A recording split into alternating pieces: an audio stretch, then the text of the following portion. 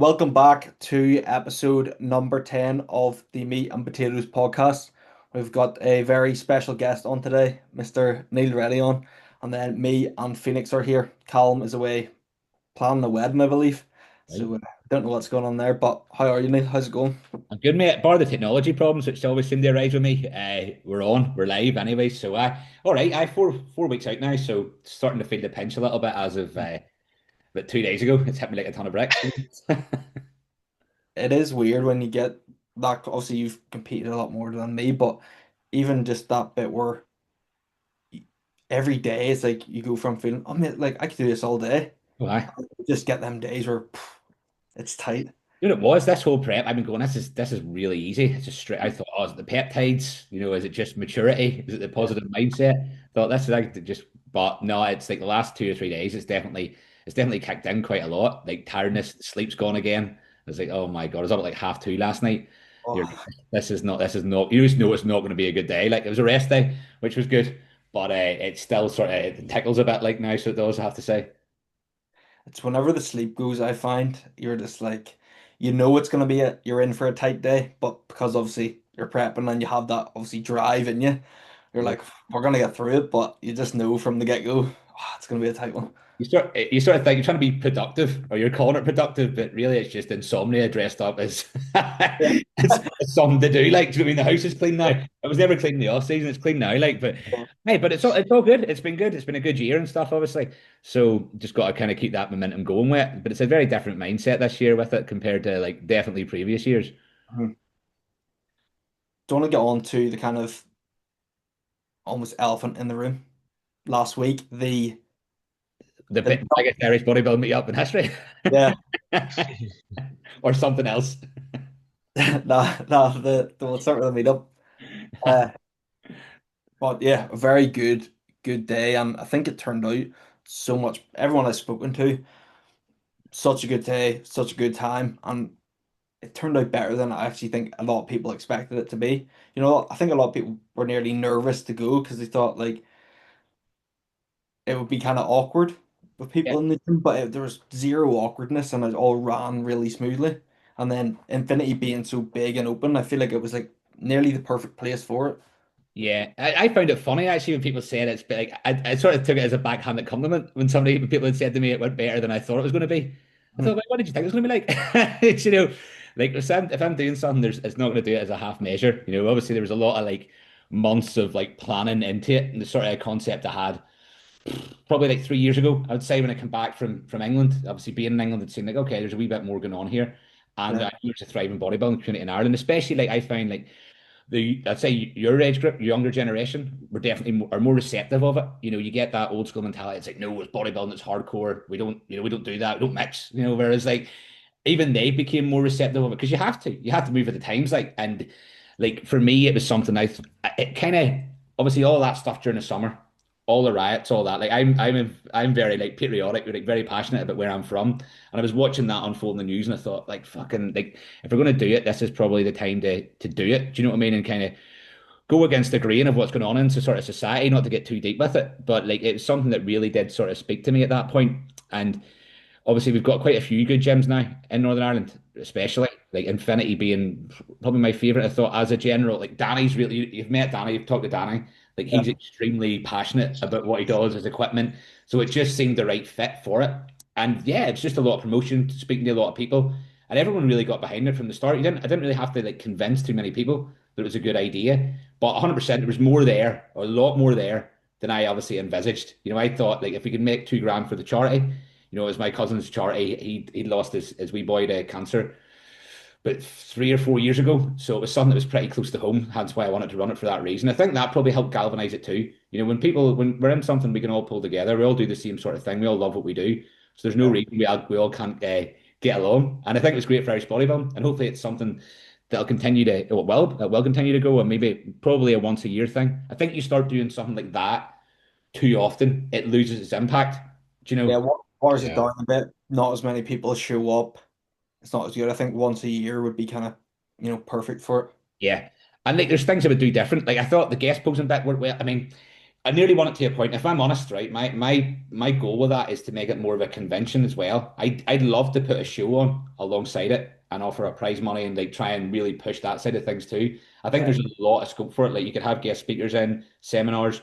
I would get a microphone that works. That would be the definite. Thank God you were there asking questions, but I would get a microphone that works and.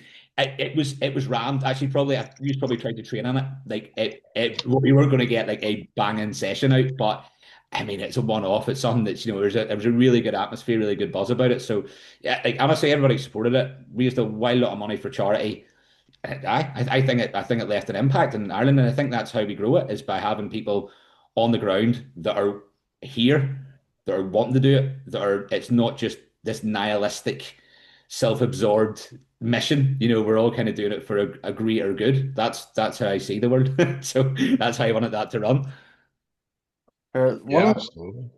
one of the best bits I thought about it was just the actual like it sounds so weird, but the intermingling of the people, like everyone was so there was no one who was like say maybe not the best session in the world because the gym's busy, but everyone was down to let you work in. Everyone was down to have a chat. You're able to see people who, you're just seeing their little updates on Instagram, actually speak to them in person, go, how's it, mate? Are you Yeah. excited for shows, blah, blah, blah, and get chatting to people. And I think that was like one of the highlights of it for me was that maybe it's because I'm more involved in it now, but just getting to talk to different people and everyone being so open to chat as well, I think just made it so much better. 100%, mate. And like, and that was definitely one of the intentions, like behind it. When I was trying to like, I don't want to say sell it because I wasn't necessarily trying to sell it. It was about community. It was about getting people together and like actually sharing our passion because we're all like, no matter where you go, if you see somebody that's big or that's ripped, you're probably going to have some form of like common interest with them. Do you know what I mean? Like, there's something there that like bonds you. And the way we bodybuild, I know like obviously Phoenix, like he's all about it, yourself as well. It's like if you're into that, you're going to be able to talk to somebody for hours probably about the thing you do because it's how we live our life. So there's no reason, and if there's no ego in the room, like ego's a killer, and that was another thing. Like I kept on putting across in the post, like this is a place for no ego, no politics. Come and do what we love doing. Like it's as simple as that. That was the message. Yeah, and one thing I was just thinking the whole time I was there was like, I was thinking, imagine if this had been here like 6 years ago when I was like 18, trying Yeah, to start take the gym a bit more seriously bodybuilding wise. yeah. I think this is just it was so valuable, especially like the guest speaking. Then you'd see all the different people who are coaches and their different clients walking about. Get to chat to people like that. Also, like the posing, there were so many people taking advantage of learning to pose, especially like the first timers. Like that's invaluable in my opinion, I was especially actually if you're not surprised more how comfortable. well that went. The posing side of it, I kind of put that on at the end. I thought, I think people might leave, they might be a little bit nervous, and I know some people are timid about it, but it was rammed. It was like I did Hmm. probably like it was an oven in there to be fair, like wasn't Could it? not move. I was wearing my backpack, and then people were taking my shoulders off. I had to sit the backpack down, and like it still had no room to breathe. Never mind move. Get that big jumper off you. I tell you that all the time. Sweating. I was sweating. I'm always sweating though. But yeah, it was class. Like who impressed you the most out of the guest posers out of interest? Graham, how he blew up to that size and kept the waist so small. Yeah, He's done a lot in the past year, especially the quads. Never yeah. mind like the back thickness he's brought. He's always had those great cap delts, but he's just blew them up even more, which is, you know, it just insinuates his waist even more. I think he's got genuine pro potential. Like obviously he's PCA pro. I think like looking at him that weekend there, he's got like especially when he fell out because he's pretty damn peeled. I'm actually training with him tomorrow, so can't wait. But it's like he's once he's filled out, like he's going to be. I think he'll be very very dangerous. But I was impressed with him as well. I know it's always good to see Vinny's super keen for anything. He loves that bit of posing. Yeah, Yeah. I'd say yeah, Graham and Ben. I Mm. thought were two because I didn't get to go to that PCA Ireland show early in the year where Ben turned pro, so it was cool to see what he was looking like, kind of now reversing out of that. But yeah, Graham. I remember the first time I ever met Graham was actually at the PCA British Finals where he turned pro. Yeah. And you know what it's like? It doesn't really matter how big you are. Whenever you're on like a show day or that, you look small in clothes. Yeah. Like you have to have legit be Olympia open bodybuilder to look big in your clothes. Like even some of them classic guys when I was at the Arnold, I seen them in their clothes. I thought these guys kind of small. But I seen Graham, and then I was chatting to him for a bit, and then he went up, got his pro card, won the stuff. I was like, fuck, fair play. Seen him in the dock about a month later, and he was legit double the size, and I was like, what the fuck? He And really blew up this held offseason. on to that kind of size now, it seems, while still keeping that waist tight. So yeah, I do think, Graham, he has real potential in the NPC or IFBB as well. Let's see how A he goes. bit off topic from like the guest posers, but I know 80 was there. I seen his recent story update.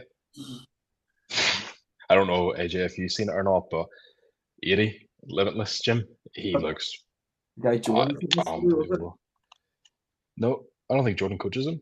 No, he No, didn't coach him. no, he's way. Oh, oh, Put it on the Jordan posted it but said not client. yeah. Yeah, Yes, yeah. he looks The only thing that's was, it almost looked like monstrous.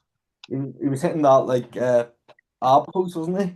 Aye. Hmm. He needs to do a bit more. He nearly has so much muscle now that it looked so awkward for him to get his hand behind his head like that. You know what? No, fair play. Like, see, like, because he's obviously not, he's lean there, but he's not like fully peeled. I know hitting ab and thighs in my off season, like some not, but like I train with Eddie. I've been out at Ballycastle, good relationship with him, and he really like my client Daniel beat him. Daniel's good. Daniel's peeled all the time, but like Eddie is absolutely enormous now. Like, and I was standing beside him. I thought, oh, fuck, nah. There's some boys who go like he's legit. Like I think he next time he's on stage, he's a PCA pro. I honestly think he's one of the best. I honestly think he's one of the best in Ireland in terms of like as thick as he is through the back, like his lower back, you could lose your head on it if you were to want to do that. Like, but if that was your thing, Yeah, he does. He does seem very good. And then I thought the guest speakers as well was yeah, good. Obviously, had a little bit of issue with the mic, but I could have sat there and can ask questions all day. But I just thought it was really good how obviously James is like a high level natural coach. You have that guy Alan coming from way down south, and he seemed really good on kind of client mindset and things like that. And then yeah. you obviously have Wardy, who's like kind of like the top guy, really at the moment. So it was a really good kind of spread of speakers, and I thought it was good. I thought I It was definitely great they all had a different opinion as well. They all had something else to add. different knowledge bases, like to a point. Like they all have a different way with themselves. Like I have a huge amount of time for all of them. I don't know Alan as well, but I thought he came across very well. He's very considered in his approach, with everything. Wardy's very fucking easy to me. He's very excited at everything. Do you know what I mean? But he's very passionate. You can see James is very like meticulous with everything. I'm not sure if you've ever like trained with James, you've been up with James Phoenix, or even with his posing. He's very meticulous. He could tell you everything about everything. Everything you ask, he'll know like the background behind it. So no, I thought it was like that was a huge amount of knowledge there in the day. Like, and again, all them guys gave up their time completely for free. The whole event was like, and Danny opened the gym. Obviously, I arranged it all. There was no money. Like, they didn't take anything at all for that day. Even the videographer, Danny paid for that. He got all the seats in. If you're taking like, what's a videographer cost now? But a good day, three, four I plus. remember like the price of videography shooting up recently. As They it's done. kind of But charge it like all free, like all free. So like even like the vendors obviously they put on a lot of raffles and all. I thought it was great, really really good. Like I thought the funniest prize there was the 100 IU growth hormone. yeah. Reading the raffle, I was like put that in there. And That was funny. but yeah, it was good. It was a cracker, and we'll do it again. We'll get something else arranged. Like 100%. Now going on to sort of your season now, is it you're 4 weeks out from this first show? yeah, What's it look like after that? like this year has been different. I haven't like overly been going right. This is the show I'm going to be doing. This like last year, I was just coming from such a like an odd place, like probably fairly down, like at a point, and it was just all about it. But this year, because of like clients and stuff, it's just felt completely different this year. To be honest, like coaching's been number one priority, and it shows. I think whatever you put your priority as, that's going to be the thing that really rises up. Like I'd be happy with 3 or 4 more pound here, same sort of condition, better presentation this year, a bit more balance. So I've got a show in 4 weeks. I'm actually going to Newcastle to do BPA because there's actually is it 4 or 5 of my clients competing in the same show. So I thought, well, that'll be a cool experience. And then PCA, London Dairy, however you want to go on that. And then I don't know. I don't know after that. I might honestly just leave it there because I've got quite a few then going. there's going to be a few in Cork on the same weekend as there's a couple in Two Bros Regional, and then there's one in PCA Naturals British Finals, and then it goes into British and Worlds, and also it's a really like it's a busy end of the year, and I like as much as I love competing, I really didn't like when finished compete. We travelled fucking everywhere together, stayed. That's the bit that I buzz off as much as I buzzed off competing before. I honestly buzz off the actual coaching side of things like 10 times more. Honestly, it's crazy how it's changed. I think it's as you get, obviously, again, I'm speaking from a hypothetical here, but as you kind of get better at it and you know what competing's like yourself, knowing that you're giving someone that feeling Mhm. and like they have full faith in you, I think it's just like must be such a cool feeling. It's you're correct 100%, but it's also like a lot of my clients are like they're nurtured, so like you get coaches that the clients are coming ready made to a point, and that's not throwing shade because there's a different skill set in that. I had Nikki this year, Yeah. pretty pro. I'm not saying here I made Nikki, but like I judge the quality of a coach not on necessarily right. There's the result. There's their client. Oh, that guy's class, right? Okay, right. What was he like when he came to you? Like Yeah. how much have you progressed them? How much have you moved them along? How much have you changed them as a person, as an athlete? To me, that's like what a really, really good coach is because that's a hard job. Taking somebody that doesn't have a clue about the gym and making them a good competitor, even if they're not winning a show, like that's fucking hard to do. Like, where if you go to say this Phoenix now, if I said like because that's been nurtured for 2.5 years, if I say Phoenix eat this much sand, he's like, okay. Do you know what I mean? So there's not a lot of coaching in that. It's just you just have to make the right decisions. Where if Yeah. you're having to take a client that's just started and you have to nurture them, teach them, and then get to the point where they're like Phoenix now, where you just go do this, do that, and he's like, okay, thumbs up, that's the check-in. That's easy. Like that's simple now. And that's the thing, I guess no one sees on Instagram when you put up the transformation post. They don't see how much mentally you have to change to go from essentially someone who does exercise to competitor. It's Yeah. not just like a physique change, like essentially their whole mindset, whole way they go about their life and dictate their day has usually completely changed. Like, I'm sure you've seen that because you've just like I mean you're bodybuilding, you've done one season Aaron as well, have you? I did one season last year as a Yeah. junior, and this is my first kind of assisted off season. You're going through that process now, like seeing, I'm sure your mindset getting more and more meticulous with things, more refinement every time. Like you can, like it's not that far since you started to be able to look back and go, shit, I changed a lot in that time frame. Yeah, like that's how I was saying. We talked about in the podcast a while ago. Like 'cause Phoenix only really knows me the last couple of years, but for like someone like Callum, who I've known for years, like I'm a completely different person than maybe 3, 4 years ago. Yeah. I wouldn't be doing anything like this at all. You couldn't be at the start. And I found that a point that like I think Wardy had raised it in at the meeting, at the bodybuilding meetup. Like it was about basically just like sort of set like that dictation style where you got to do you just like that's your meal plan, go and do it, and that's a good athlete. But to me, like that isn't necessarily the case. Like I talked about, like like that is the big thing is that journey with somebody and taking them through that. Like there's definitely a skill set in both for sure. Like I say with Nikki this year, like she came on, she was already a professional, but like again, she stuck on 6 kilo of muscle, came in absolutely peeled, and she's one of the best, like one of the best coaches in maybe like I'd say certainly the country in the UK, maybe the world. But you have to have that right click with that person. Like if you're only giving them macros, there's your cardio. Like, some people that will work great for if they're quite high level, but maybe not even depending on their psychology. You have to get in there, not like how not like you know what it's like when you're coaching as well. You're all sort of coaching as well. Like you're talking to that person constantly, especially when you're prepping. You build such a close relationship, so that's why it means something when they're on stage because you've lived it, breathed it, lost sleepless nights thinking about it. Yeah, and that's Sam's gonna be my first client on stage. He's doing that PCA Ireland show. I'll be honest, like I'm shitting myself way more for how he does than when I was competing because I'm like I know what it's like to be that person competing for the first time, and I want to make sure he has like the best experience Yeah. because it's all on me for because I'm calling the shots, if that makes sense. That's it. That's a pressure. That's a Yeah, big pressure that I don't think people realize in coaching because obviously you do both. You're an athlete and you're a coach and the same still. But I go, right, you're coaching me. So in this case, like Warwick, you coach me. So all I have to do as an athlete is execute. That's Yeah. it. And like, if I, as long as I, like I say, if you do your job, coach, and you call the right shots, I'll do my job. So if that doesn't land well or something's off, that's not on me. That's on you. And it's vice versa. It works both ways. Like you've got to take ownership of it when somebody isn't right. You know, we've done shows Phoenix as well where it's been like, oh, we could have been a bit fuller there. But you have to have the athlete trust you to go, right, well, I know he's if he knows what he's doing, he's going to collect that data and he's going to understand what we need to do next time. And it's been every time we've kind of done that or we played about with the look a little bit.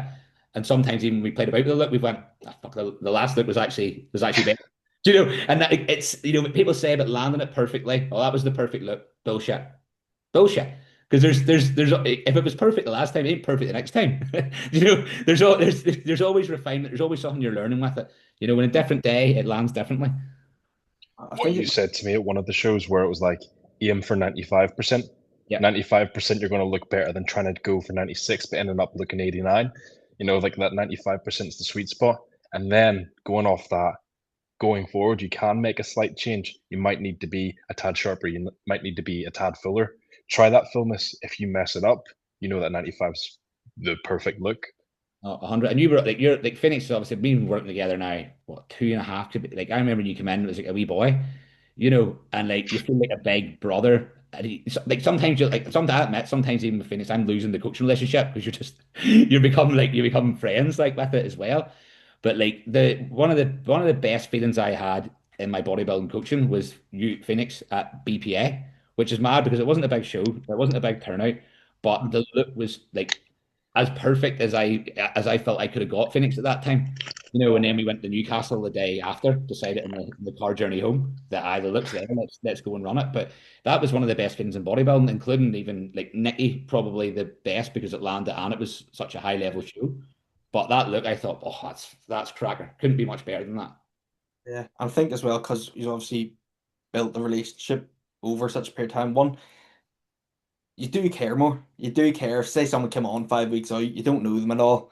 There's not as much emotional build up. You do care. Plus, you have that from both sides of like, right, well, we're going for this look. We'll try this.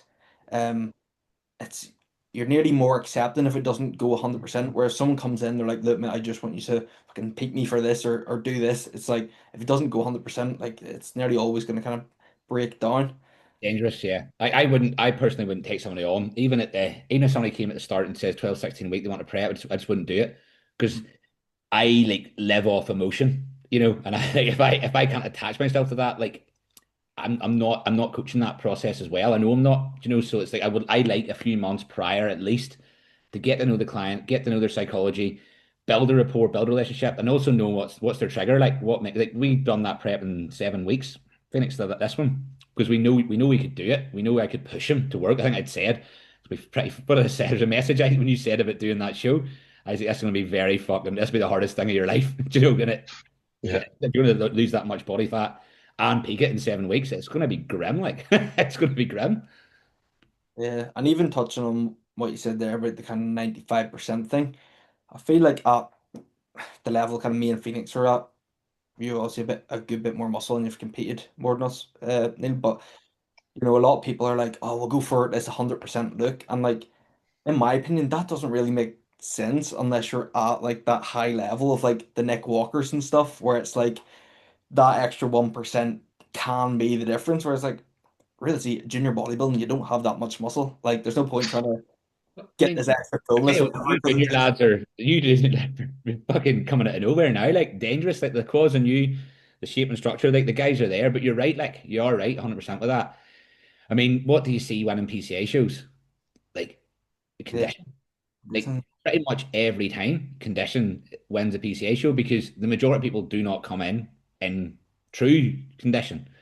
You know, you can be lean and you see it, and then they turn to the back and there's something missing or there's something a little bit loose. Like even that show I done last year, like, I was standing beside Adrian, who that is, the big Polish tall bodybuilder. Like in every mention of the word, he should beat me, hands down and hands down, like hands down. He's so much more muscle, so much bigger, a better physique, a better bodybuilder. But his condition was off, and if it really shows somebody up. So if you can nail condition, whether if you're a first timer right up probably to that PCA pro level, you're going to do very well. You're going to place top three, to be honest. Yeah, 100%. You do see it get rewarded, and you see ones like even the best example I think of it is that boy Dan Talabi. Hmm. You know, he's the biggest guy in the world on Instagram, and don't get me wrong, he's even on stage a very big guy, but he always just seems to get beat by people even smaller than him, just because they can bring that just sharper look. If he nails that condition, like he's so good. But obviously, like he's been through a few coaches there, and it's missed. Yeah, and it has missed it. You can't even say, oh, he's a wee bit off. Like the last time, especially, he was miles off. I don't know what happened there, but it wasn't close. But yeah, he's so much potential there. Yeah, Whatever they're doing, it isn't working. yeah, but everyone's different. I don't know. You never know what's going on behind the scenes. And that's what I think, a lot of people get caught up on judging everything on Instagram, but you literally have no idea what's going on. I think a lot more Mhm. people maybe, cheat in their prep, or Yeah. there's more issues going on there, personal issues in their life. But like obviously Instagram, it's just the stage pics, nothing else kind of matters. The good thing and the bad thing about bodybuilding is like it sounds so harsh, but nobody cares.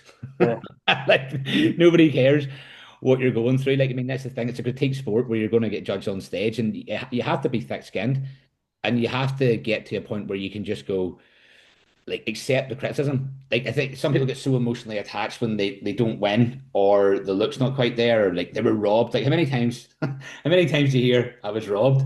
We're yeah, actually if you could like to me, I'm always gonna go, right, even if I fully believe my client won or I should have won, which has actually never been the case, I'll always look and go, right, well, what reason could the judge have to not have me winning or to come third or whatever it may be. Because there'll be something like, because you're not the perfect package. You're not Mr. Olympia, and even Mr. Olympia, he's probably had more criticism than any bodybuilder, So it's like there's always something that you can go, right.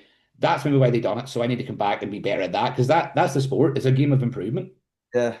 And I think a lot of people almost like, because I come from initially playing rugby, it was always like the referee's decision's final. Yeah. Like, say thanks to the ref, you go on with it, even if they're, you know, doing you in sort of. And I Mhm. think that's kind of the mindset you nearly need to have a bodybuilding. Like, it is the judge's call at the end of the day. Accept that, shake the judge's hand, even if you don't think it went your way. It's a very bad look, you Mhm. know, when you don't do that and you take to social media, it is a bad look. Yeah, 100%. Who are you most excited to get on stage? I know you said you have about six clients there doing that one with you competing. Yeah. Yeah. There's nobody like, I mean, I think that's, again, I know I'm going to sound like I'm trying to be like really like against Ian, but I promise you, no, it's just my mindset. There's nobody I'm going, oh, I'd love to stand against them, or I wish I looked like that. Like, it's never really been my thought process. I think some people get a wee bit too caught up in like maybe even, like I've seen in the past people maybe running or dodging shows because person A, person B is doing it. Again, it's kind of out of your control. Who am I looking forward to standing with? Like, I'm looking like, I'd love to stand with Eddie, because he's so good. I'm a friend of his as well. So like getting on stage with him would be class. I don't think he's doing it, but looking at him, he's kicking the arse away from being able to do it. And then my clients, I'm actually standing against Daniel. He's class two, looks quite tall, but I think he's class two still. He'll be not at the Newcastle show because it's a weight cap. I'll be over 90s. He'll be under 90s. But in PCA, we'll be on stage together, which is I suppose a weird coaching dynamic and something that we had to have a conversation about. I had to be very frank with him and see like this is what my plan is. If you're not comfortable with it, you got to let me know. Here's what I'm planning on doing. At the end of the day, like I'm going to try and bring you in at your best, and it's going to be a glute off. It's going to be a glute show, because his condition, which you've seen it, is pretty wild as well. It's like, but you can't help but go.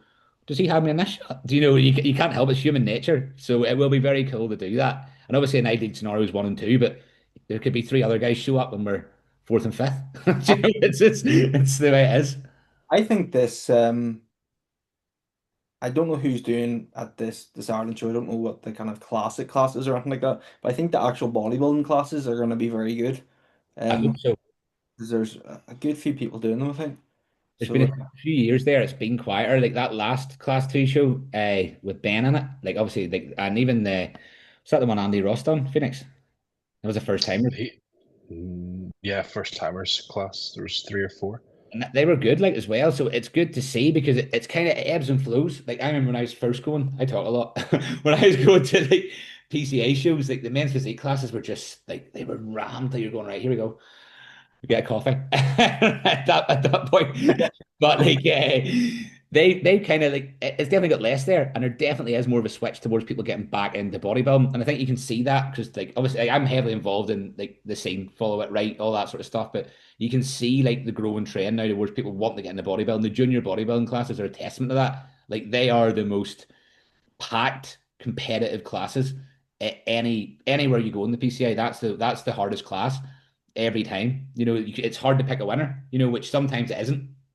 Yeah, I think there was in my first junior class, I think there was 14 or 15 people. Like Like that's what you want, man. the top, like the first call out of like 7 or 8 people, like everyone was really good.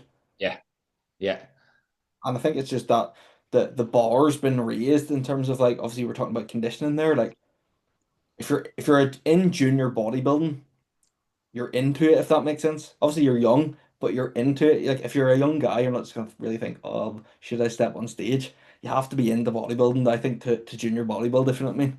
yeah. So you're gonna want to bring that kind of condition there.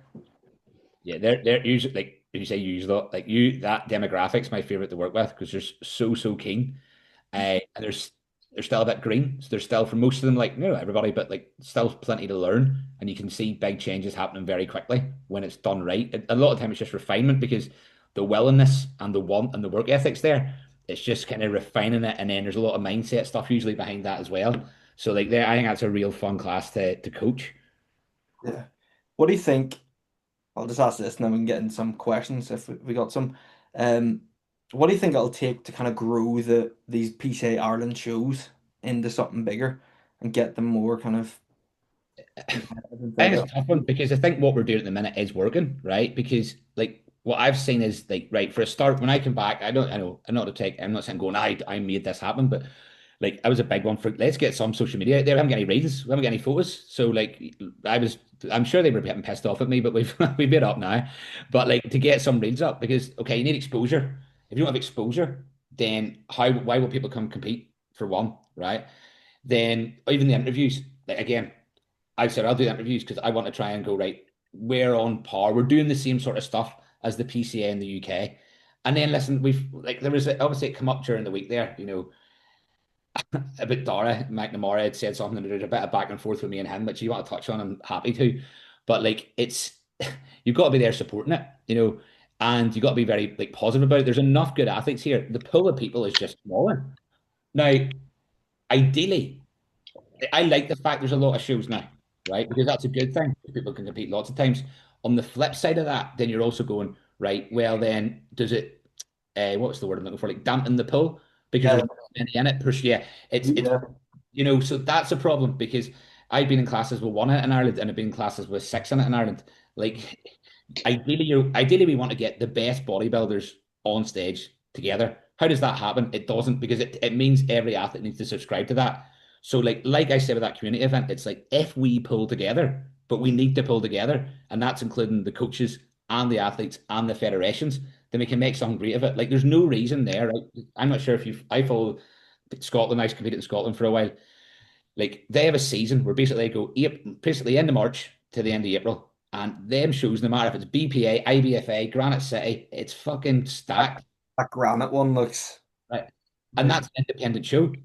So that's where I've kind of got that thought process of going, right, if we can make something that is for the athlete, get guest posters and make it something very special and go, right, there's a grand on this, right? Get Yeah. all the best bodybuilders behind it and let's compete and stand against each other. No matter if you're a PCA pro, an IFBB pro, or you can't do it if you're an IFBB pro, but getting together, let's say he's the best. That's to me, that's how you grow it. Because people are wanting to come here because it's an easy pro card. Let's make it a really fucking hard pro card to get. So if you're going to come to Ireland, well, you better set up. Essentially, that's what I want to see. I don't Yeah. want to see it as all the easy ride or the laughing stock. I want to see it as like, oh, they're formidable when they go and compete in the British finals. Yeah. Because I'll even be honest myself, I didn't do a single show here because my kind of thought process was I'm putting so much effort into this. It's like the hardest thing I've ever done at this point. I want to go and compete against like I know some people are like show dodgers, but I was kind of the opposite. I was like, I want to go to England I want to go in a junior lineup where I'm not going to get given it because I'm just in the class by myself. Yep. I want there to be that social media aspect of like the reels and everything so I can show people. It's like fucking obviously you don't do it for the social media, but it is a good part of it. You know, when you get off stage, you see your reel or whatever, and you're like, oh, this is sick. So that was kind of my thing there, but definitely I think if there was almost like you say, nearly independent event of like obviously money's a big incentive for a lot of people, but if just everyone was like a big gentleman's agreement of like, right, everyone's gonna show up on this day and settle who's the best sort of thing, I think that something like that would be really good. 100%. And like, I fully get the sentiment about going and competing away. Like, I mean, I've only done one show in Ireland, and that was last year. I mean, I lived in England for a long time. So that's, part of the reason as well. And I wasn't the bodybuilder I was to even fucking step on a stage, But like everybody wants to talk about game. Everybody asks the question about what can we do to grow Irish bodybuilding, right? That's what you hear. Oh, we need to do this, we need to do this. Well, put your money where your mouth is. Get on the stage. Like, I'm not trying to go, but what did I do this year? We ran the Irish bodybuilding event. I could have talked about that, not done it. But no, I'd done it because it meant something to me. So if it actually means something to you, get on a stage in Ireland. If it actually means something to you, go and sit in the seats, watch and support. Because it's easy to say something. It's a lot fucking harder to do it. Yeah, You know? So like go compete in Ireland, then go compete in England. Like feel it out because like it is a big pull there. But if you're not the best in Ireland, well, you're not going to be the best in England. So like do multiple shows. I always try. I'll try and do three. I done Birmingham last year. There was I think there was 10 in the lineup. Done Ireland. There was one shite, right? But then you're going in an overall. That's the truth of it. And then there's two other shows elsewhere in London and all that kind of stuff. But you got to show up if you want something to change. Be the change. yeah, definitely next year I want to compete in a show here. Just for one, it's you can get your family, get the support there, Yeah. stuff. I don't really want to come over to England with me or anything like that. Um, and just yeah, like kind of on your home soil sort of thing. It's But definitely growing. It's definitely get better, but I do agree there is more to do. But that's certainly what I'm trying to do, and I know that there's starting to become a little bit more of a movement behind it. And if people get behind it, then it will grow. It just takes more time. We're always 10 years behind. Let's get up. Let's catch up. yeah, 100%. Also, Uh, I'll say as well. Sorry, the coaching standards improving. There's more education because the younger coaches coming through. It's the younger athletes coming through. They're nipping at the coaches' heels. The guys that are already well established here. And yeah, that's again, that was one of my incentives to go right. Okay, you see the patriarchy here. You see who's the top of the game. Well, my competitiveness and he wants to get better, so I can be that. So there's a lot of guys coming up nipping at the heels, and that will improve the sport too because they're better athletes. yeah, 100%. Even like I was talking about, getting my first client on stage there. There is that little bit in the back of my mind where I kind of want to like bring him in fucking nails so that other bigger coaches here look and go, he brought him in, even though like I'm years behind them, but just like that kind of nod of respect almost of like, oh, this kid knows what he's at. 100%, and they will do. That's the thing. It's not a bitchy place. Certainly, the North of Ireland is not a bitchy place. Like, so, like you gain people's respect from doing good work. But it's doing it, and you will because you're passionate about it. Like, and especially when it's like one client you've got, you can focus solely on them and make sure, that is your passion project until they're on that stage, and then you can breathe a sigh of relief with it. And then what are you going down to this thing in Nebula at the end of the month? I'd like to, yeah. I mean, that was the plan for sure. Like again, like I am an advocate for it. The more there can be in Ireland, the Yeah, better. Like I had the three guys that are doing it on the podcast. I've trained in Dubai with Mark. yeah, It was a great experience. Trained in Alicante when I had both of us had clients in the Emperor Classic. So like it was a great experience. And there was a little bit of then like back and forth with me and Dara this week. I don't know, like some like social media spat, like, but he just said something that it just didn't sit well with me, given the fact you can hear how passionate I am about like Irish bodybuilding and bodybuilding in general. And it didn't sit well with me. Now I voice noted him before, like after he put the stories up, because it was like, right, let's talk that, let's talk it out. Let's not, I'm not going to sit in back and forth, back and forth. I just didn't like what he'd said, whether it was cut, that he said it was maybe cut differently than he intended it. Maybe he said it differently than he intended to say it. Fortunately, when you're on social media and you're putting stuff out there and you're, in my opinion, like I respect him a lot. Like I look up to him in a certain, in certain aspects, but like words are powerful. So you have to consider your words and put, say what you mean to say, or Yeah, so that's why I went with that. I didn't like, I think at the time he's called like Irish bodybuilding, like a lot of Irish bodybuilders, well, Irish bodybuilders delusional. I think that's offensive and it's bullshit. But I get where he was coming from. I just don't think he raised the point very well. yeah. I actually don't really know the whole, in social media, you just fucking scroll through shit. So I didn't actually catch any of like what it was about. So I'm actually not that in the loop with it. I just knew there was a bit of back and forward going on. Yeah, that's what it's about, right? Really, and ideally, I'd love them to have like supported or shared the Irish bodybuilding event. Invited them all down, and like the couple of them had said they'd come and listen. Maybe you can't. That's fine. Like if you can't, you don't even need to say. But it was then they were sort of talking about it, and then wanting me to share theirs, which I did. I have no problem with it. I want to share it. I wanted like I'm not. It's not. It wasn't a Neil Rennie coaching event. It was an Irish bodybuilding event. I just ran it. So I shared it, but I think it would be nice to show if it really was an Irish bodybuilding community, and that was the main goal, is to probably have reciprocate it initially. Yeah. That would have been what I'd have seen as the bigger step if it was truly about promoting Irish bodybuilding. Yeah, because I did, again, not that I've start any beef or anything here, but it was originally like I seen an ad for it there yesterday, and it was originally a live podcast. Mhm. No, it's a Irish bodybuilding event with a live podcast in it. Yeah, I mean, it was certainly a great idea I had. So, like again, I'm not going to say like that. It's great for Irish bodybuilding though. Like that, like at the end of the day, that's what I'm about. I like things to be. I always want to be authentic. You can see that on this. I'm not trying to put an act on or whatever else. So like, it wasn't initially that. It is now because I'm sure they've seen the success of the event and thought, right, cool, we can run with that too. Yeah, And I'd love to see a lot of those proceeds also go into a good cause as yeah, well. I think that would be a great gesture, and that would be something if we could follow along that trend, it'd be brilliant. And there's no obligation to do that, but that's my thoughts. We're not all the same. We don't all think the same. But when somebody says something like that, back it up. That's all I'm saying.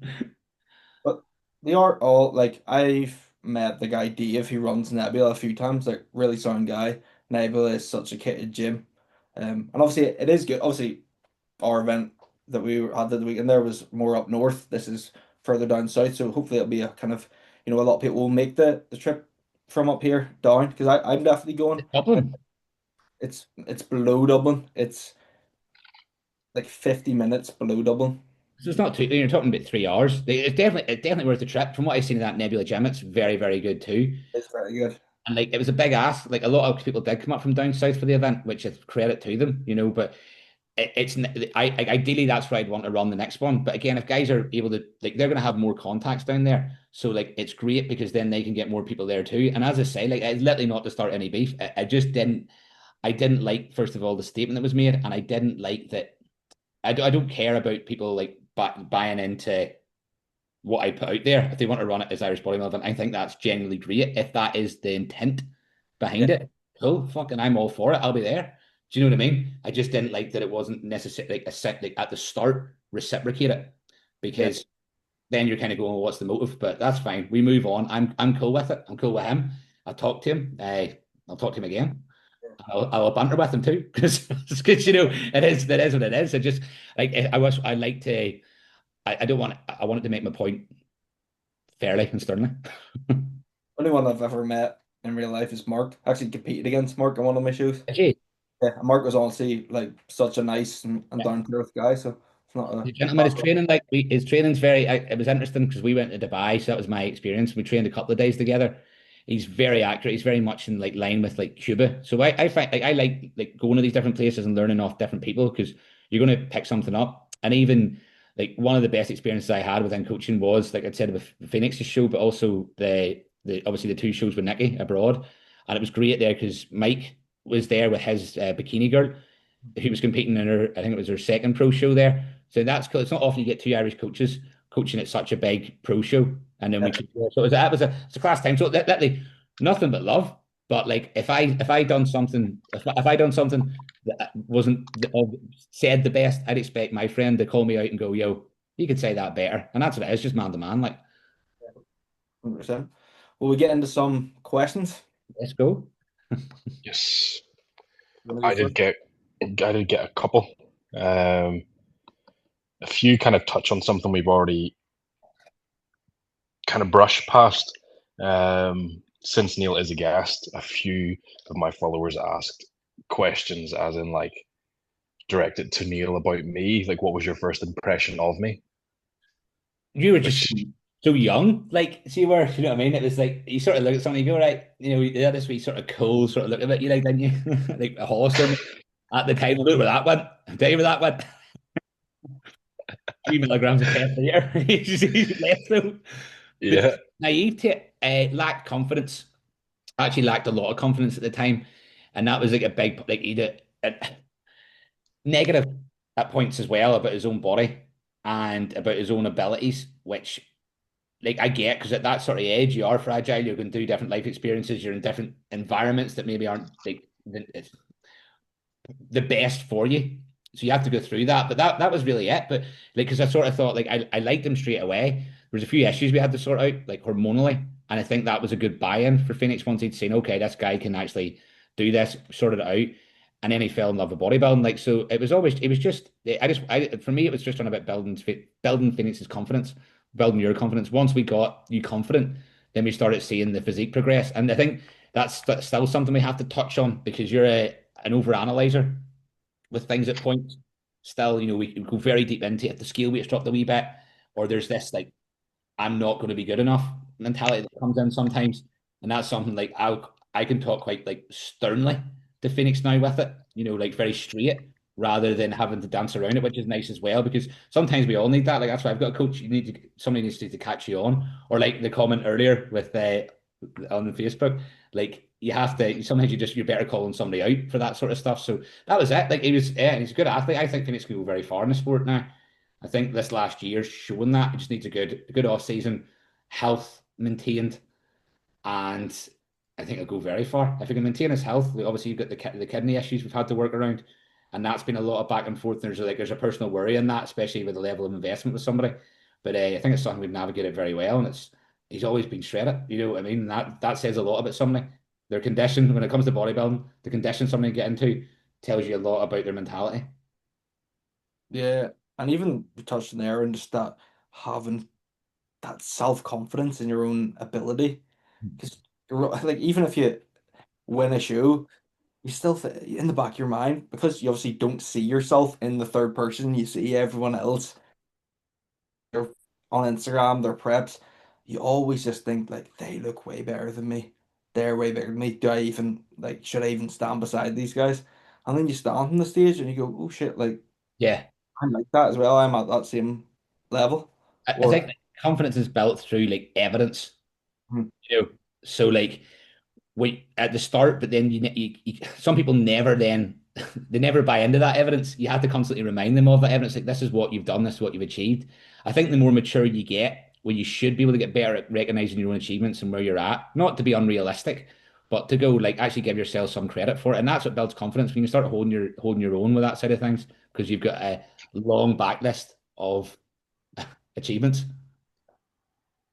yeah. I think it took me, obviously the Brown twins, they were incredible coming into first timers junior class, and I've never met them in person. And then they flew over a few weeks out, and then we had that weekend together, and then standing beside them, nowhere near to the level that they're at, but standing beside them made me realize I'm not that far off. They look great, but you know they are a couple of years older than me.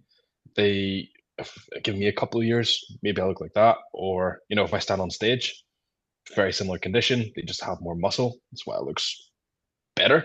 yeah, And then that gave me the confidence going into my first show. Okay, I can do this. I'm worried about this guy, this guy, this guy.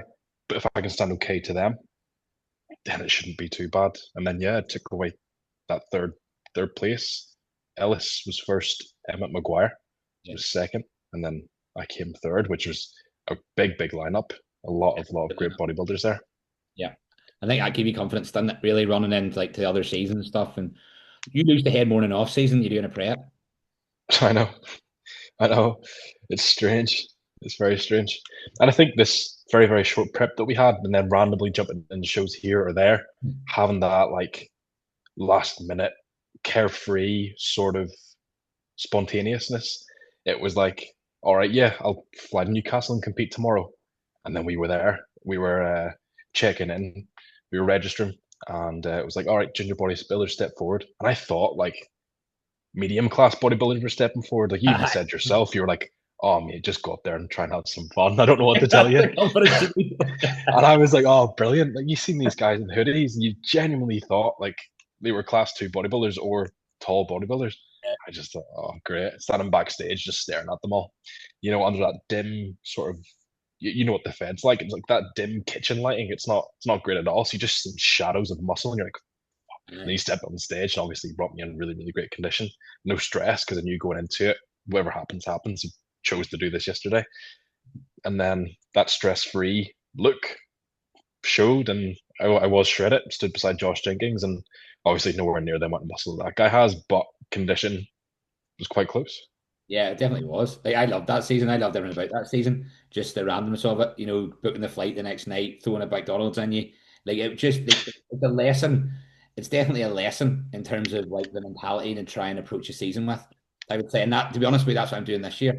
Like I have real expectations this year still, but it's not come with the same pressure. It's like what will be will be. I'm going to be in condition, and then see what happens. And that's like, and try and treat it as fun because it's amateur bodybuilding at the end of the day, and it is serious. We can try and go, it's not that serious. We put our lives into it, but it's also not that, the result isn't that serious. You know what I mean? It's your process. So yeah, it was a class year. There was a lot of lessons there, like as well.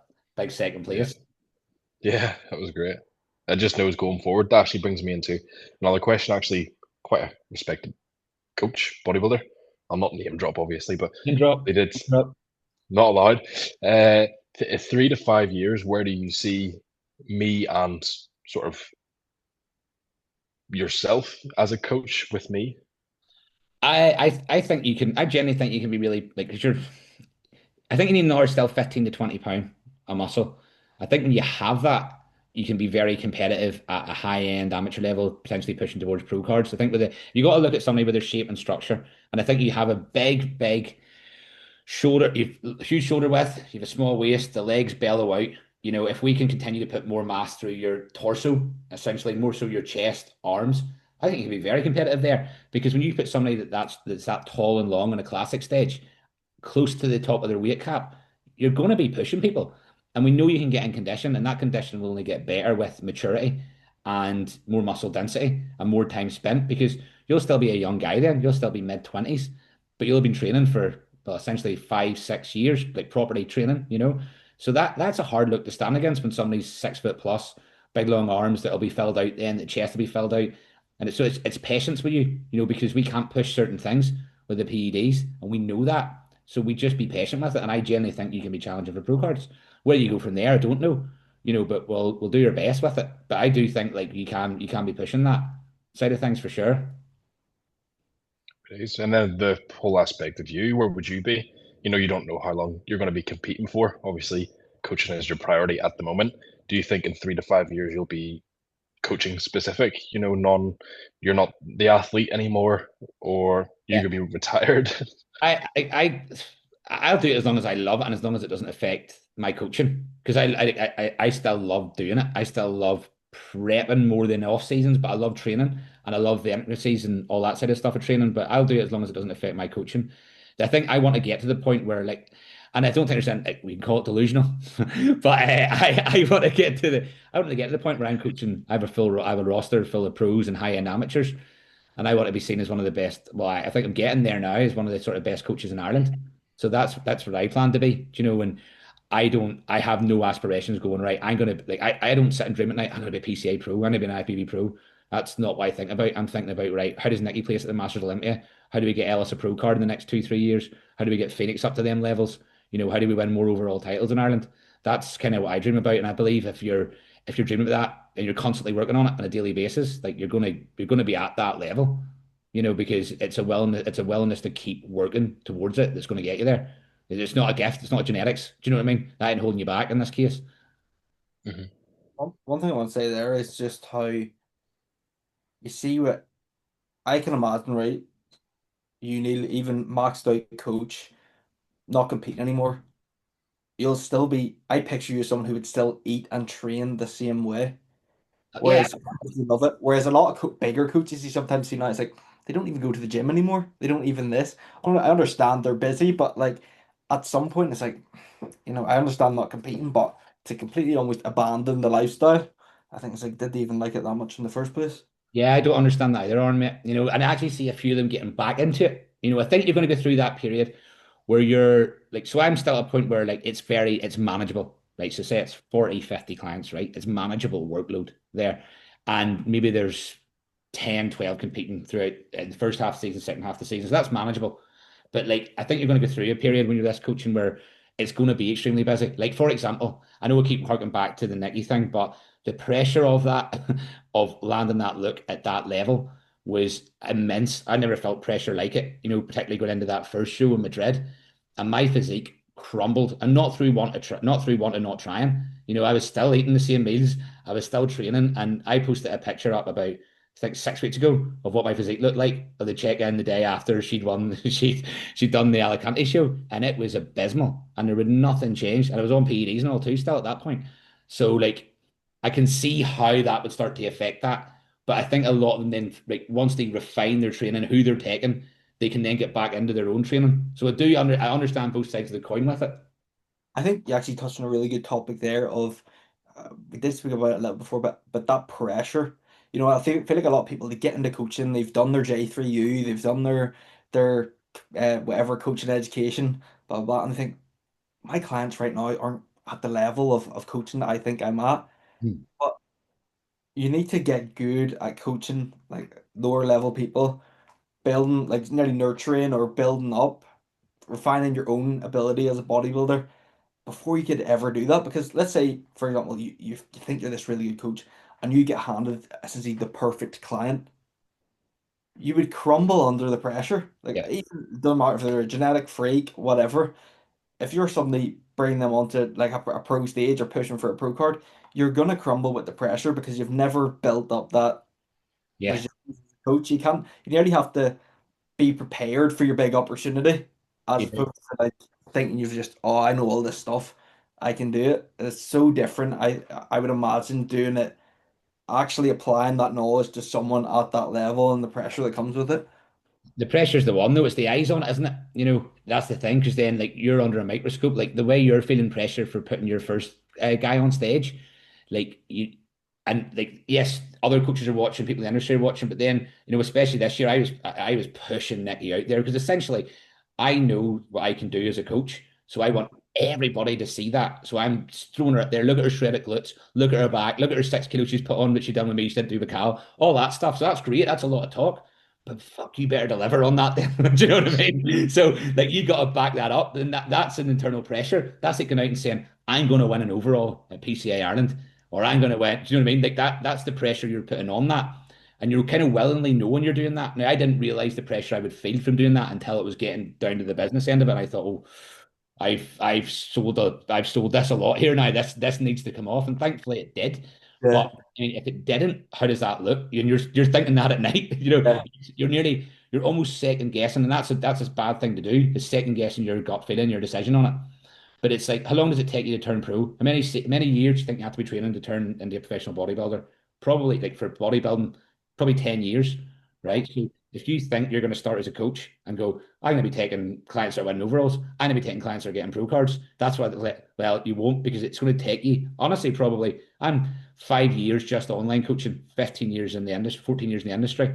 So I expect another 5 years to be up there. And I'm okay with that because it's building that like evidence to go, this is what I can do, the same way you would do as an athlete.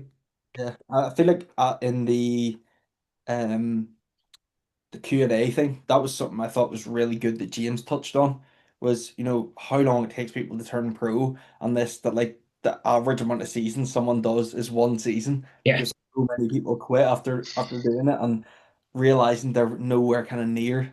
the level they thought they were. Yeah. Yeah. I think that's wrong with our generation. We're so blinded by social media. You Hmm. see these 20-year-olds, Anton Swole, 22, 5 weeks out from the Olympia, he's going to crack top five. And it's like, he's my age. Yeah.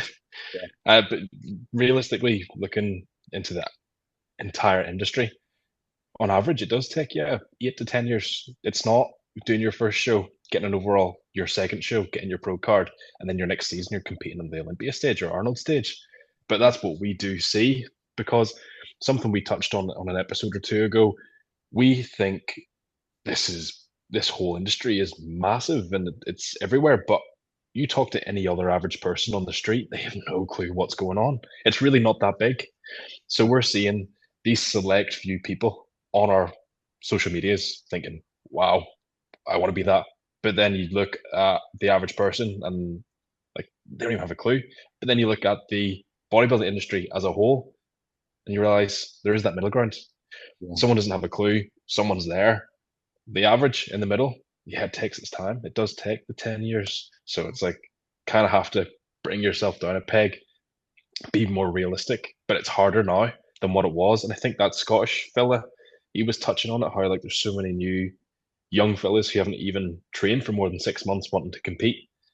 Suppose that is because it is growing so much. It is a good thing and a bad thing. Another thing is as well, right? With bodybuilding, everyone can build muscle, everyone can lose fat, essentially, like based off their willpower. Yeah. But they forget it's also like every other sport. I'm not mad that I'm not 7 foot black basketball player because I know I'm not 7 foot, if you know what I mean. Yeah. Whereas like there's gonna be genetic freaks who build way more muscle than you, easier than you. They're built for the sport, and that is something that you have to accept. That there will be someone out there who's 5 years younger than you, training half as hard as you, and building double the muscle as you, and you just don't have to worry about that and focus on your own like lane and doing that. You're not mad that you're not in the Premier League or the NBA. So don't be mad when, someone's got better genetics than you in bodybuilding just because it's the thing you like. See, one of the biggest eye openers to me on that, there's a couple actually. But I remember when I first moved to Newcastle, there's a guy, Abu Kanut. Do you know who that is, Oren? He competed in the Arnold UK. So he's a black guy, round. So you know what I'm talking about, Phoenix, don't you? Yeah, yeah, yeah. Like, and he was about, I think he was maybe 3 years younger than me, so he must have been 22, 23 at the time. I remember going to this like hardcore bodybuilding gym in Newcastle, and he was but 22, mate, and his legs were just, I mean, I'd never seen legs like it. And he was putting 240 on a squat and doing it for like 10 reps. And I'm looking at him going, that's yeah, this isn't made for me. It says it really levels you out. And then we ended up working together and we were training and we went it was Ultraflex. He said, right, come on, we'll do a back session. And I looked at his session. I was thinking, what is this shit? Right? It was started off with like single arm pull downs. And I goes, many sets, and he goes, eight. I went, eight? Eight. This was the first exercise, like, and I goes, what's the rep range? He goes, just hit 10. And I went, failure. And he's like, just hit 10. And he was going at it, going at it, going at it. We got in every set, he just kept getting hit. He just kept putting more weight on it. So there's no rhyme or reason to it. Oh, Yeah. my wee head was going, oh no, no, no. I was having a panic attack with it. But the last set, I couldn't even grip the thing. It's just his big hand pulling it down for me. It was doing nothing. And there was about seven other exercises there. None of them, in my opinion, at that time made any sense. But fuck, he worked and it just grew like a weed. And I've never seen like it. And you just go, there's such a genetic lottery and such a genetic game to this, like that you can't really detail yourself against anybody. There's always outliers there. Yeah, like even whenever I go over to them kind of Team R Fit meetups sort of recently, like there's a fellow Will Holmes, he's I 18 years old natural. Yeah. He's fucking huge in real life. And Yeah. it's like no matter how much gear I take or how much I train, I'll never have as good genetics as him. And you just have to accept that. But I feel like people find that hard because it's like they like bodybuilding and they can improve in it because it's just building muscle and losing fat, but they just forget that there's always going to be that genetic level to it. Like I say, you're not annoyed that you're not 7 foot tall or whatever. I think that's for people though. We have to watch for the coaching too. It's obviously setting realistic expectations, but also like the PED usage that comes alongside that, right? Because people want to chase the dragon and that dragon's maybe not there. So I think when you're going through these, because we're all enhanced now, I think, anyways. Right? We're all right? We're all like, you have to kind of set your stall as to what you're prepared to do and how far you're prepared to take it. I think, and sometimes you need someone in your corner to go, yo, curtail it a bit there because it's very easy to get carried away with chasing something.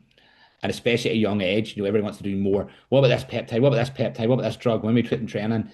And you have to be very realistic with yourself, with it. It's a long game and you probably won't ever complete the game. Yeah, the aim of the game is to keep playing. Yeah, for as long as you can, anyways, and go out on your own terms. Yeah. That actually brings me on to one of my questions. So someone asked, 2 grams anabolic steroids a week without any side effects. What would you take gaining phase and prep? They have to take 2 grams. That's their goal. Have to take 2 grams total. You don't get any sides apparently. So Oh, what? sorry, I thought they were doing that. I thought that was their like goal. I want to do 2 grams. It's a question. Like if you so with 2 grams to take, no sides, what are you taking gaining phase and prep? Well, What are you no, giving me, coach? no sides is a mad one because I think that if you're going to go right with the side effects battle, because you would just go right, just test and train, right?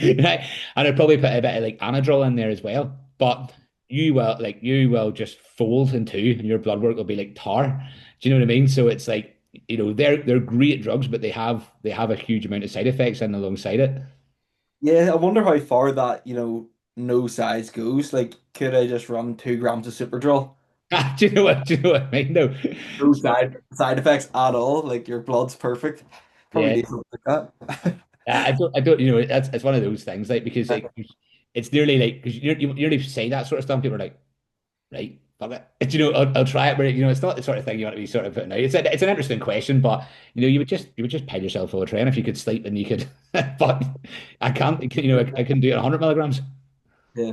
And I do think like I've never done tren, and I do think it's it's almost this like buzzword in the kind of bodybuilding industry when people don't realize that like it is maybe it's the cool compound, but it's so harsh on your body. The mental side effects more than anything.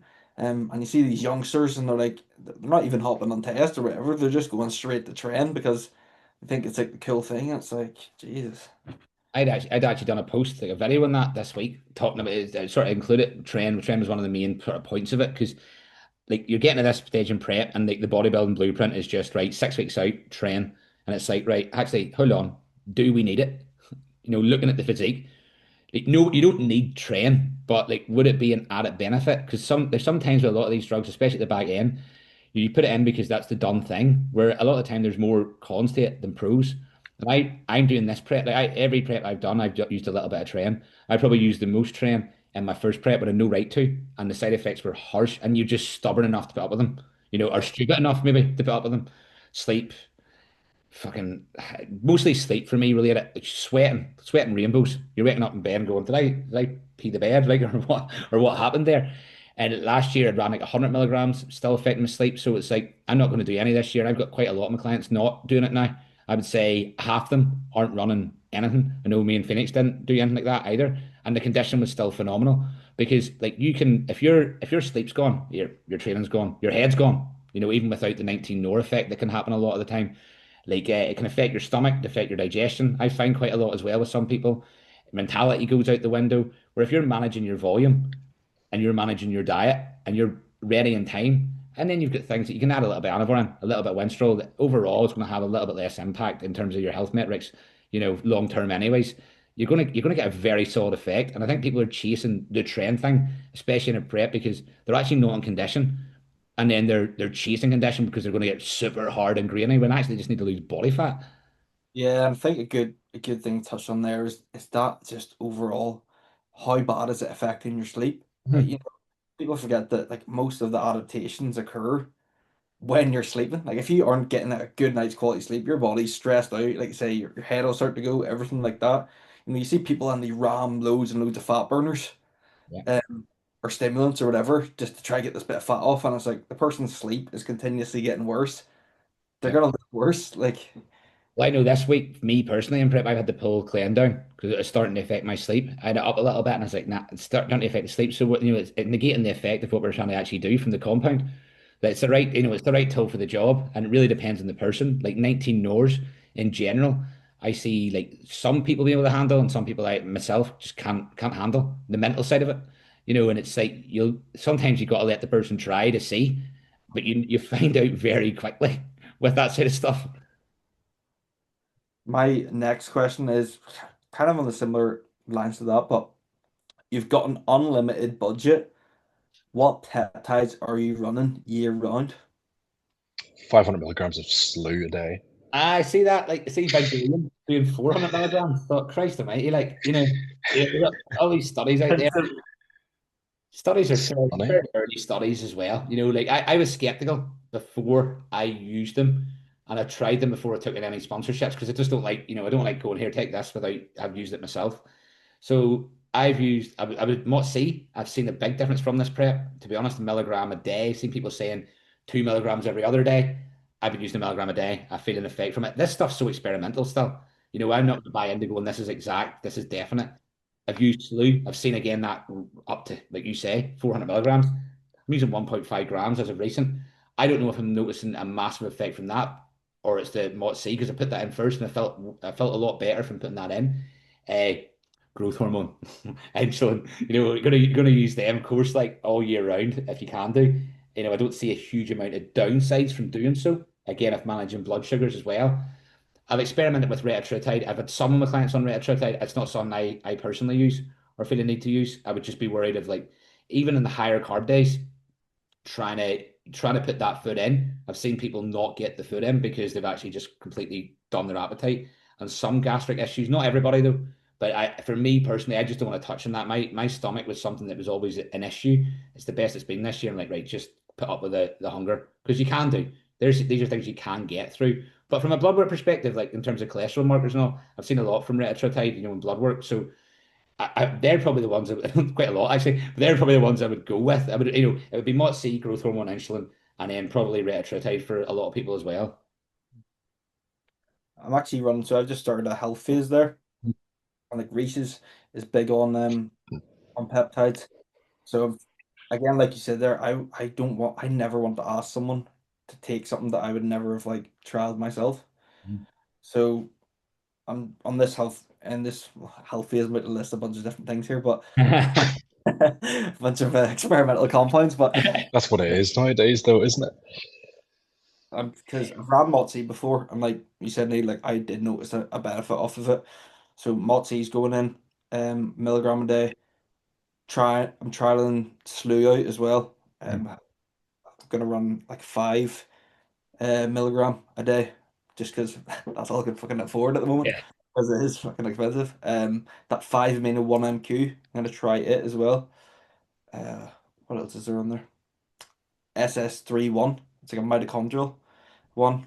Trialing it as well, and I think I think that's it. I've done other ones like melanotan and I did one for like the cognitive one, which I fucking hated. I would not recommend any of them. That. It's called Samax, it was called, and I kept saying all these things of it. Essentially, it allows it's meant to be you've more brain matter so that you have more focus and you can take in more information. Right. Oh my God, I was taking it and it made me so I was taking Anxiety through the roof. no, so there's one called Solank, and a big thing that people find with that is they get crazy anxiety. But this Samax was like it made me so focused, right? That you see if anything pulled me away from like my primary goal of the day, I would get like overcome with rage. Like I remember I, I took it, right?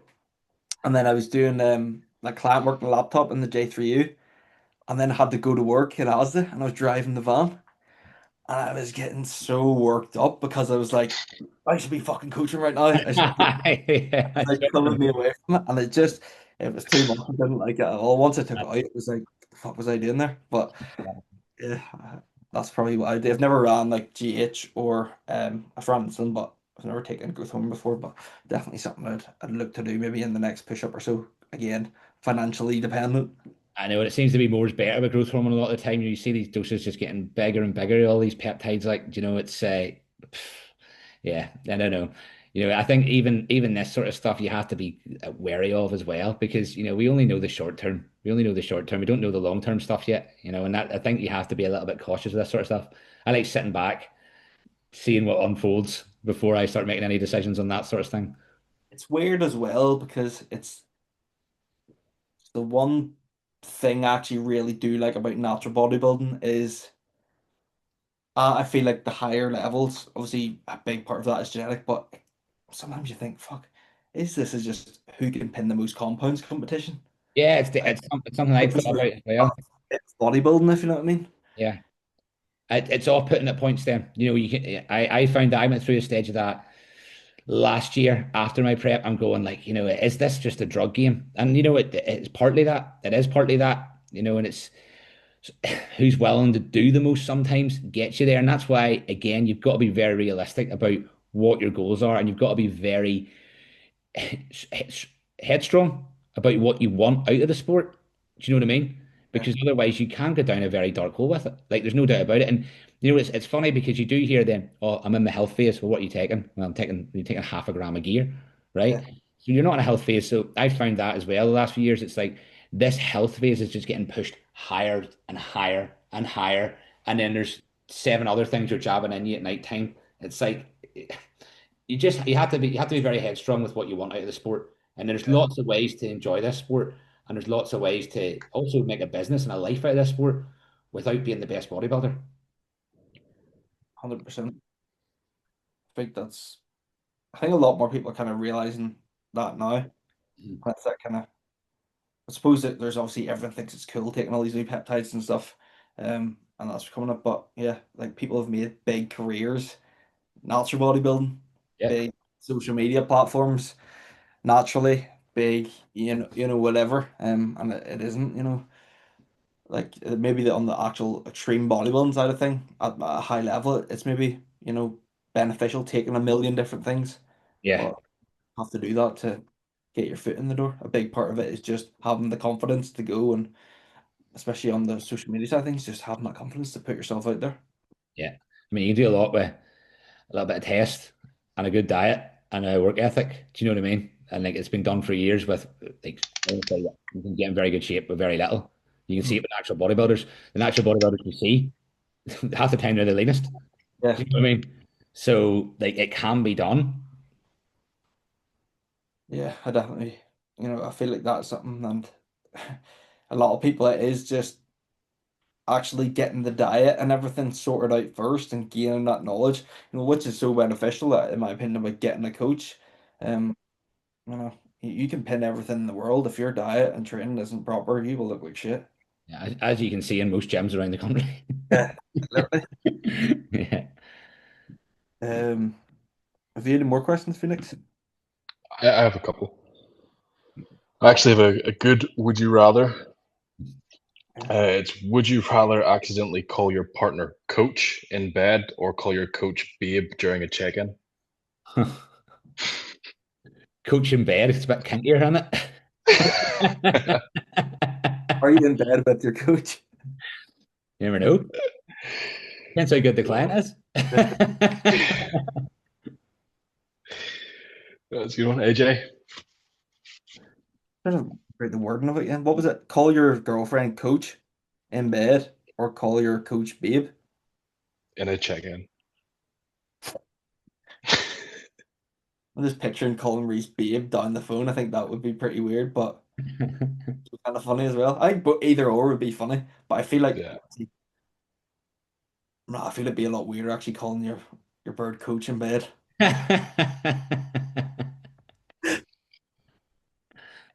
Luke also sent me quite another funny would you rather.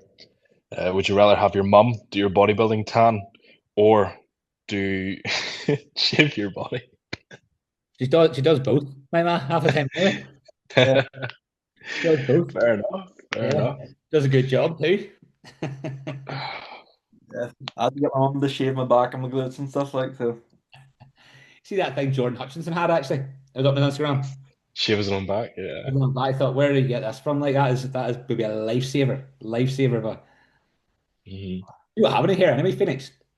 Not on my back. Well, lower back, yeah, but I got blessed. Nothing Yeah, up here. boyish charm. The Hollister model, genetics.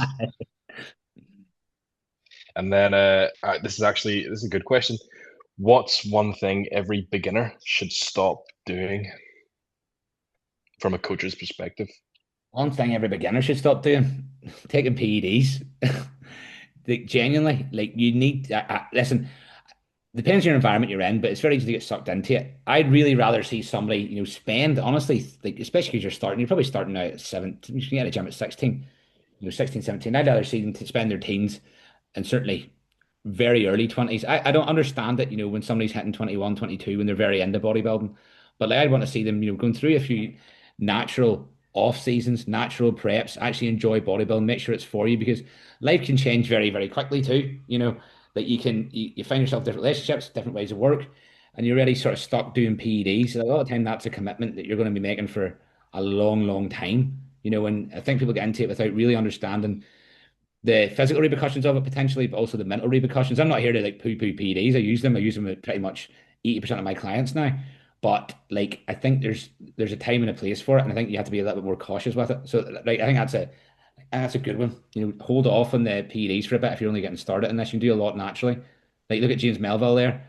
Like he's an absolute phenomenal bodybuilder. Now he's only 69 kilos there, but like take your clothes off and stand beside him. He's gonna blow most days out the water. Absolutely. Yeah, that's a good one. I'd say maybe just stop comparing yourself to other people. I think it's a big one.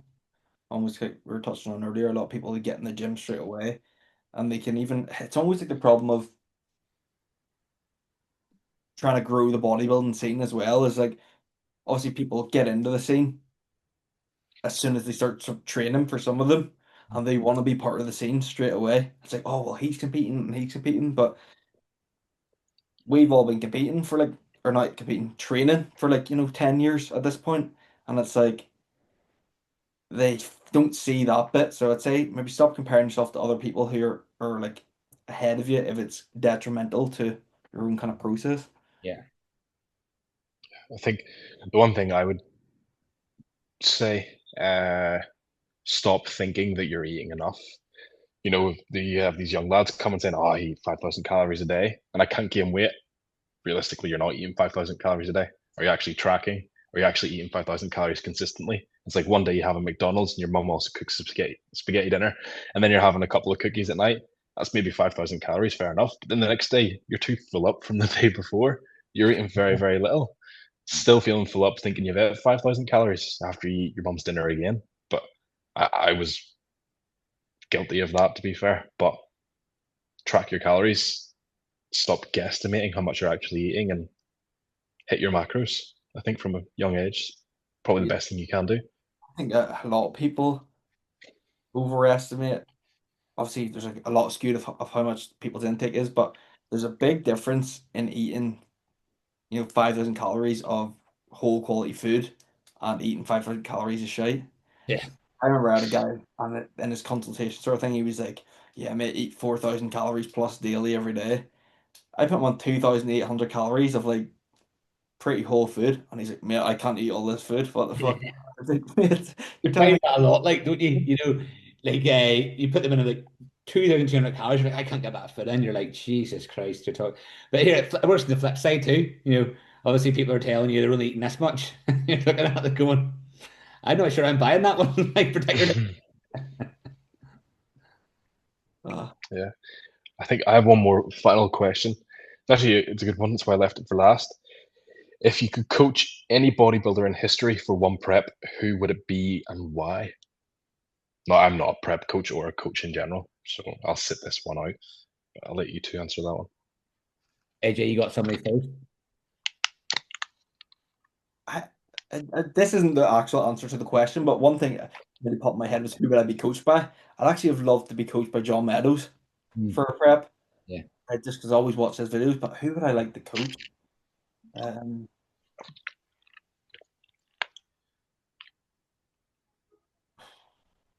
I like to get somebody that's coming in, like, that has all this, like, I'm trying to think of somebody that has this potential, that's coming in just always that little bit off. Like, I looked at there, like Regan, I was watching that Atlanta pro there before we come on. I looked at Regan Grimes and I looked at him and like, look at the shape and the muscle he has. If he was just coming in condition, like he's phenomenal. He's one of the top guys, but he's always just a bit off.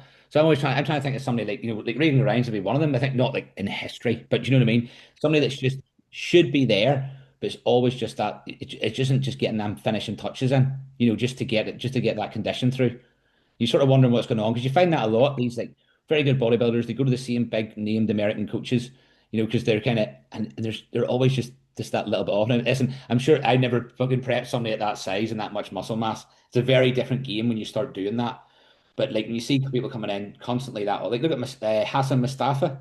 Do you know the guy? He's a bull of a man, huge amount of muscle, and that last show he looked about 10 weeks out. Like genuinely, you're going, it doesn't take somebody a genius to get that one right. Like even Samson Dawada last year, Yeah. you're going, if you're looking at him, why are you continuing to diet him down? He's not Yeah. getting any leaner. Like it's like it baffles me. Some of these coaches, you're going, you're supposed to be top of this, and you're looking at that and going, yeah, keep dieting, dig harder. Do you know?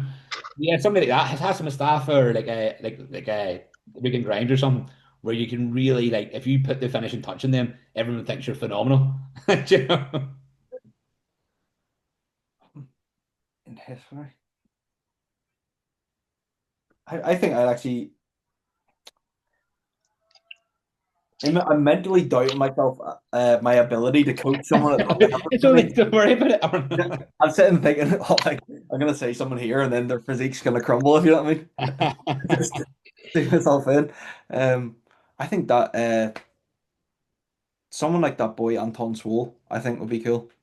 Just because they're still young, he's so much kind of potential runway. He's making so much progress at the minute. I feel like, if you brought someone like that in, it would just be kind of really cool, especially because we're like a similar age and stuff. Just take Ronnie Coleman, take all the credit. Yeah, I feel like my other option was like I feel like it'd be cool to coach someone like Phil Heath just so you could see what peak genetics Can do. response like. Yeah, Like not to be, but again, I'm going to flip back this because I just find it interesting. But because I've taken a lot of juniors, first timers, and it's kind of worked its way up to more experienced level guys. And it is funny, like when you're taking people that clearly are like say Ellis, for example, Phoenix, and you're doing things with him that you're doing with other people, and it's just changing rapidly like that. Like his legs were always he always had a decent structure and a decent frame. And then you're looking at his leg training, you're going, what are you doing? Everyone's a one rep max, so he can move a load of weight. And then you just get him on more of like a very basic bodybuilding program, and his legs just went woof, you know? Or like even training with Nikki, who's like probably I like in my opinion the best female athlete in the country, right? And you're making really simple tweaks to your training. Like she came into it extremely raw. Like I looked at her training, I didn't think it was very good, if I'm honest. Her nutritional principles were quite outdated. And you're just making these really simple refinements and tweaks, and you just see the body changing like that. And even the way down, it's so predictable. We're going to change this, and and our glute line comes through. You're like, this is mad. Do you know? And you're doing the same training, and your own legs going, what's going on here? Do you know what I mean? So it's very, very different. Like it's very interesting when you start taking ones like that because they make you look good. Do you know what I mean? yeah, and I feel like that is something that kind of needs to be spoken about. Everyone has their like, or you'll get them at some point. You're almost like client that just responds really well. Golden Goose. Yeah. It's like, have you seen that guy that Callum Pro Coach? He was like the natural guy, and he's like hopped on, and he's just adding on to shit Oh, business. he's insane. In Exactly. like 20 months or something. Yeah. Literally added like he went from 150 pounds to like I think he's like 235 or something now, and he's still lean. It's just like I guarantee you they probably didn't make that many tweaks or anything. It's just like keep training the same the way you are, keep eating these meals, bump the gear up a little bit, and the guys just respond. Like, Ah, I know. They do make you look good. Like it's interesting though. It's fun to see. That's why it's better coaching. You have to compete against I should become a coach. it. Too much stress, mate. Too much stress. You'll hold all the water. Yeah, that's true. I've no more questions. Well, we wrap the episode up there, or have you any more you want to say? No more questions. That's all from me. I appreciate you having us on, lads, and let us have a good chat about things. It's different, obviously, than doing mine and asking the questions all the time. It's quite refreshing. It's quite nice to do, actually. Well, it's been a pleasure having you on, Neil. And yeah, very special guest for episode number 10. Follow Um, Neil Rennie coaching. We're Sorry, getting to that part. We're getting to that I was part. gonna say, what I'm plug making yourself sure that there. gets said. Uh, Obviously, all the links will be in the bio. Um, so what's your Instagram, Neil? Neil Rennie. What about Coach Neil Rennie coaching? I think. I think so. We should have checked that before I shout it out. Aaron_McGuigan on Instagram. Phoenix, what's yours? Phoenix James. Yeah, so check it all out, follow along for as Neil's big thing now is growing Irish bodybuilding. Obviously had that event there, future events to come, and yeah, check them out and follow on the whole kind of Irish bodybuilding journey.